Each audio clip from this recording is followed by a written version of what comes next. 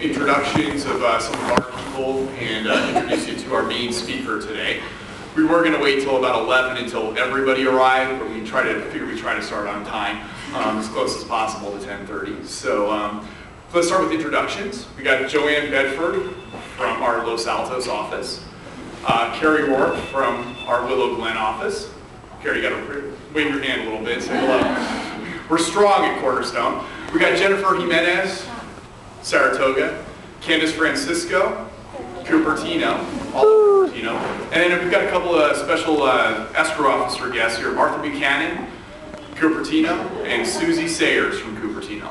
So with that being said, thanks everybody for being here. I'd like to introduce you to Barbara Joyce. She is the president of U.S. National 1031, formerly Mid-Exchange up here in Northern California. It was an acquisition by our company.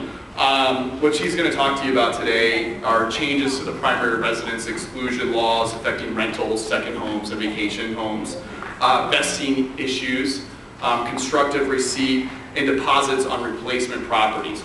She's also promised to give us some ideas on how to generate business, how to get you to the closing table, where it's Cornerstone's role to make you look good at the closing table, which is going to get you more referrals. So that's how this thing works. Barbara's going to get you some ideas, get you some business. We're going to close the deals for you. We're going to make you look good, and then we'll see you again. So thank you very much for being here. With no further ado, this is Barbara Joyce. Thank you. Thanks for that nice introduction. Am I on? Oh, no. You're on. Am I on now? No. Well, there. Oh, I need to move this up a little bit, huh? Well, I want to thank you all for being here. It's such a pleasure for me to be up here and have the privilege of being able to talk with you about 1031 exchanges. And before I forget, could you pass your business cards down to the end of the row and maybe Chris could pick them up so that I could have them later? And you know, 1031 exchanges, you know, has been around since the 1920s. How many of you in the room have done a 1031 exchange? A lot. Okay, good. When I first started doing these seminars, because our company has been in business since 1979, and we have 30 million in bonding. We're owned by Title Resource Group, which owns Cornerstone. And so you know that when we do a 1031 exchange for your clients, or we facilitate it, the money's going to be there when they go to close. You don't have to worry. So I want to start out, as scheduled, to talk about the change in the primary residence exclusion effective January 1. And you tell me, but I think this is huge, because there are a lot of people that have rental homes, whether they bought them on a 1031 exchange or not. They planned on one day moving into them for 2 years, sell it, and take their primary residence exclusion, right? Do you know people that have planned on doing that? Yeah, I know a lot. So the change that took place was included in this last bill that they passed. And it affects rental properties, vacation homes, and second homes. And this all started back in 2004. The IRS made a change in October of 2004. They said, if you do a 1031 exchange into a rental property, a rental house, and you move into it for 2 years, sell it, go to take your tax-free money, as of October before, you had to own it for 5 years. And like I said, we did it to ourselves. Because back then, we had CPAs telling their clients, doing a 1031 exchange into a rental house, we'll just run an ad for a tenant for 4 months, and if you don't get one, move in. How many of you have heard that? I cannot tell you how many tax preparers told their clients this. So all of a sudden in 2004, the IRS is going, what's going on here? People are doing a 1031 exchange into a rental house.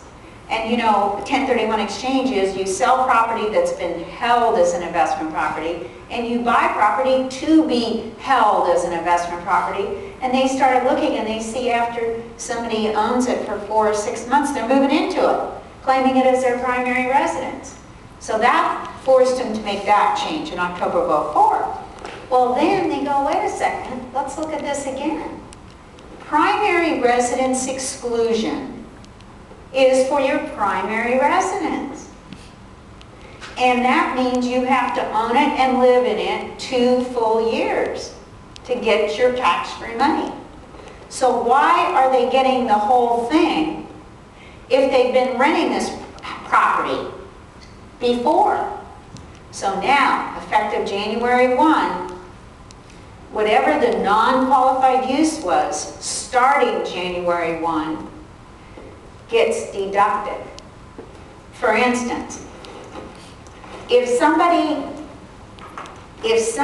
you know anybody that was planning on doing this, moving into a second home, vacation home, rental property, live there 2 years, sell it, take their full $500,000 if they're registered domestic partners or married couple, they better move in December 31st. Then they could live there 09 and 10 and take their full primary residence exclusion. $250 if you're single, $500 if you're a couple. Because starting January 1, 09, let's say they rent the property or they're keeping it as a second home for 09 and 10. And then they move into it for 11 and 12. And then sell it. So they rented it for 2 years, moved into it for 2 years. So guess what? They get 50% of the primary residence exclusion. Now, if they rent it for 1 year and live there for 5 years, 1/5 of the primary residence exclusion gets deducted. And you know something, it took me a while to digest all this. So think about it, and then if you have questions before I leave here, we'll go over any questions. But did I make it pretty understandable? No, but sorry to interrupt you. My understanding was it's only for real estate purchased in January of No. No. Other No, properties you know what? You know what you're thinking of? They don't look back at the use prior to January 109. and it's not. So it goes into effect January 109, but it affects, if somebody owned a rental house for the last 20 years, they don't look back. It's just what the use is starting January 109. But you could have owned something for 15, 20 years.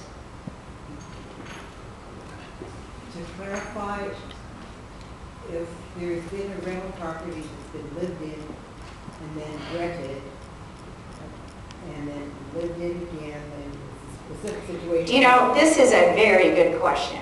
And then rented as of approximately January 09, are you saying that this particular one is a 28-year span, or 26 years, that's half lived in and half rented? It's like whatever happened to the property prior to January 109 is a non-issue. So it's only coming from, Starting January 109, what is the use? what happens with the profits then? Are you still taxed on all the profits on the past? The gain, we're talking about the gain. The gain is the gain.